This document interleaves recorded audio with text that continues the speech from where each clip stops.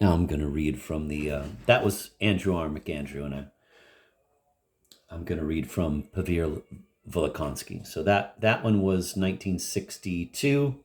This was 1994. Only one thing is very bad for me, that at that moment there will be such a viper as you around me. Well, that makes no difference. Maybe when the time comes, I'll go out and stand on the porch. If you're dying and show such a lack of indifference, then this is all very dangerous. I'll go out on the porch, and you can suppose that I understand nothing and am a man immeasurably lower than you. No, not immeasurably. You have abilities. But there's a lot you don't understand, because you are a low man. Very glad, very glad. I've already said I'm glad to provide diversion at such a moment. You understand nothing. Anyway, I listen with respect. You can do nothing. Even now you cannot hide your petty spitefulness, though it's unprofitable to show it. You will make me angry, and I will suddenly want half a year longer. Peter Stepanovich looked at his watch. I've never understood a thing about your theory, but I do know that you didn't make it up for us, and so you'll carry it out without us. I also know that it was not you who ate the idea, but the idea that ate you, and so you won't put it off. What? The idea ate me? Yes, not me, the idea. That's good. You have some small intelligence, only you keep teasing, and I am proud. Wonderful, wonderful. That's precisely how it should be, that you should be proud. Enough, you've drunk. Now go. Devil take it. I guess I'll have to. Peter Stepanovich stood up. It's still early, though. Listen, Kirilov. Will I find our man at Myasnichika's? Or was she lying too? You won't, because he's here, not there.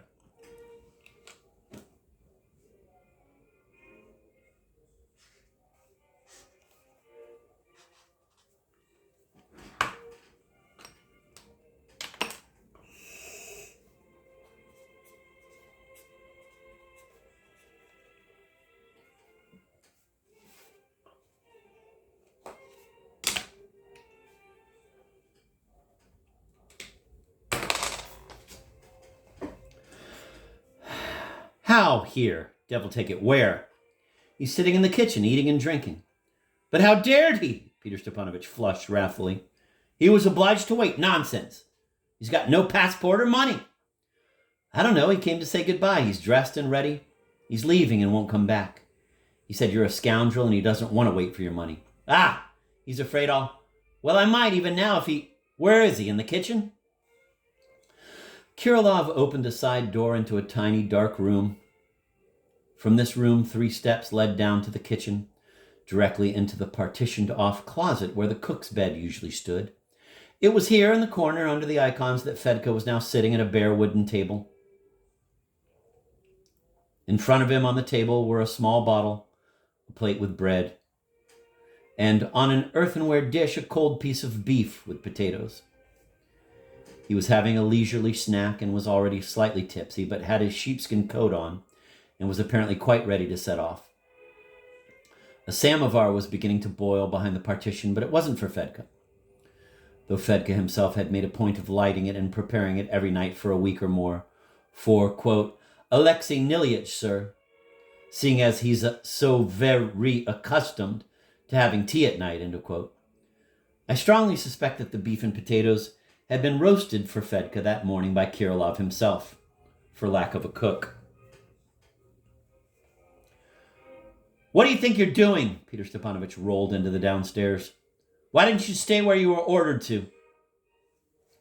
And he swung and banged his fist on the table. Fedka assumed a dignified air. You wait, Peter Stepanovich, you wait, he began to speak, jauntily emphasizing each word. Here, firstly, you must understand that you're at a noble visit with Mr. Kirilov, Alexei Nilyich, whose boots are always there for you to polish, since he's an educated mind before you, and you're just pfft. And he jauntily spat over his shoulder. One could see arrogance, resoluteness, and a certain rather dangerous, affected, calm casuistry before the first explosion. But Peter Stepanovich was beyond noticing any danger, which besides, did not fit with his view of things. The events and failures of the day had him totally in a whirl. Laputin was peeking curiously down the 3 steps from the dark closet. Do you or do you not want to have a proper passport and good money to travel where you were told? Yes or no? You see, Peter Stepanovich, you began deceiving me from the very first beginning, whereby you come out to me as a real scoundrel, the same as a vile human louse. That's what I count you as. You promised me big money for innocent blood and swore an oath for Mr. Stavrogin, though what comes out is nothing but your own uncivility. I got no share of it as I live, not a drop, to say nothing of 1,500, and Mr. Stavrogin slapped your face the other day, which is already known to me. Now you're threatening me again and promising money for what business you won't say. And I have doubts in my mind that you're sending me to Petersburg to revenge your wickedness with whatever you've got on Mr. Stavrogin. Nikolai Vsevolatovich, trusting in my gullibility. And by that you come out as the foremost murderer. And do you know what you deserve now by this sole point, that in your depravity you've ceased to believe in God himself, the true creator, the same thing as an idolater, and on the same lines as a Tartar or a Mordovian.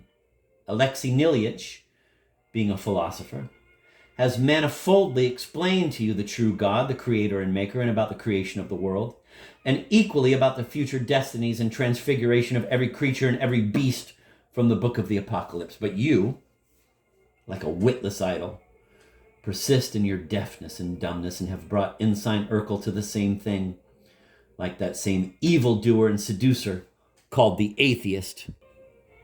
Ah, you drunken mug! You strip icons and then preach God?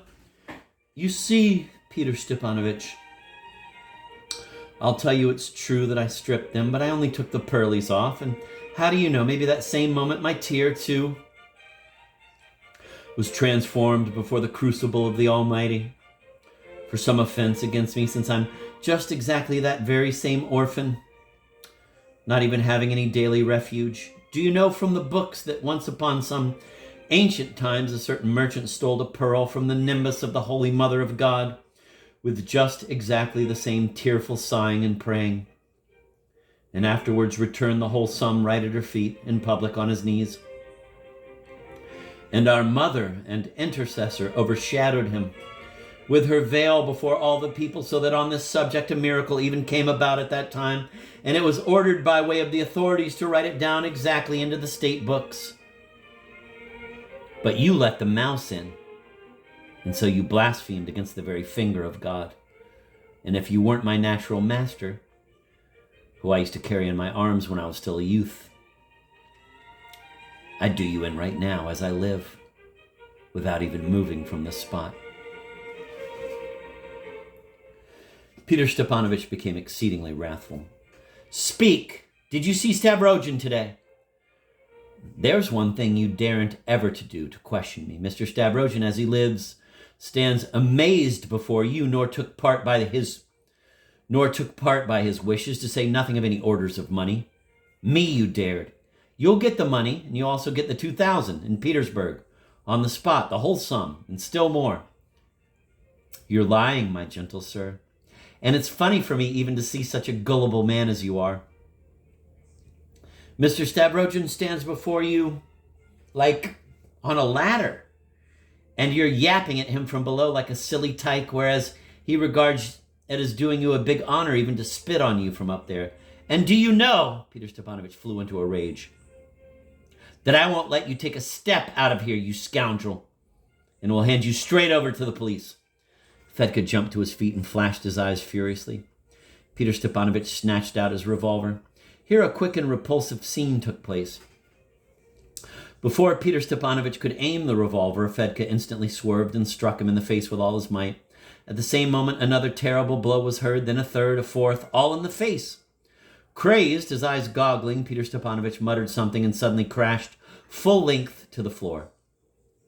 There he is, take him, Fedka cried with a victorious flourish, instantly grabbed his cap, his bundle from under the bench, and made himself scarce. Peter Stepanovich lay gasping, unconscious. Laputin even thought a murder had taken place. Kirilov rushed headlong down to the kitchen. "Water on him!" he cried. And scooping some from a bucket with an iron dipper, he poured it over his head. Peter Stepanovich stirred, raised his head, sat up, and looked senselessly in front of him. "Well, how's that?" said Kirilov.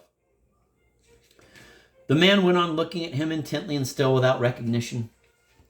But catching sight of Laputin, who stuck himself out from the kitchen, he smiled his nasty smile and suddenly jumped up, snatching the revolver from the floor. "If you decide to run away tomorrow like that scoundrel Stavrogin," he flew at Kirilov in a frenzy, all pale, stammering and articulating his words imprecisely, "I'll hang you like a fly, squash you, at the other end of the globe, understand?" And he pointed the revolver straight at Kirilov's forehead, but at almost the same moment, recovering his senses completely at last, he jerked his hand back, shoved the revolver into his pocket, and without another word went running out of the house, and Laputin after him. They climbed through the same hole and again went along the slope, holding onto the fence. Peter Stepanovich began striding quickly down the lane so that Laputin could barely keep up with him. At the first intersection, he suddenly stopped. "Well?" He turned to Laputin with a challenge. Laputin remembered the revolver and was still trembling all over from the scene that had taken place, but the answer somehow suddenly and irrepressibly jumped off his tongue of itself. I think that from Smolensk to far Tashkent, they're not so impatiently awaiting the student. And did you see what Fedka was drinking in the kitchen?" "What he was drinking? He was drinking vodka." "Well, know that he was drinking vodka for the last time in his life. I recommend that you remember that for your further considerations, and now go to the devil. You're not needed until tomorrow. But watch out. No foolishness." Laputin rushed headlong for home. I'm now going to continue, but from the Magarshak, just because I've never read this part from the Magarshak translation. So Laputin ran home as fast as his legs would carry him. He had long before procured himself a passport made out in a false name. It seems absurd that this punctilious little man, this petty family tyrant, who clung to his job in the civil service, though a Fourierist, and who was, above all, a capitalist and moneylender, should long before have conceived the fantastic idea of getting that passport ready in case of emergency so as to be able to escape abroad if. He therefore must have entertained the possibility of this if, though, of course, he himself would have found it very difficult to formulate what this if might mean.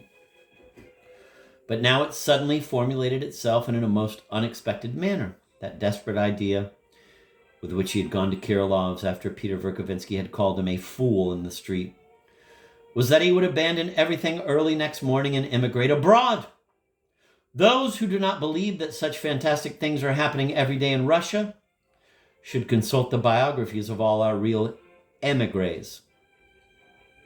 Not one of them ran off for a more intelligent and realistic reason. It has always been the same unrestrained kingdom of phantoms and nothing more. On his arrival home, Laputin began by locking himself in. Getting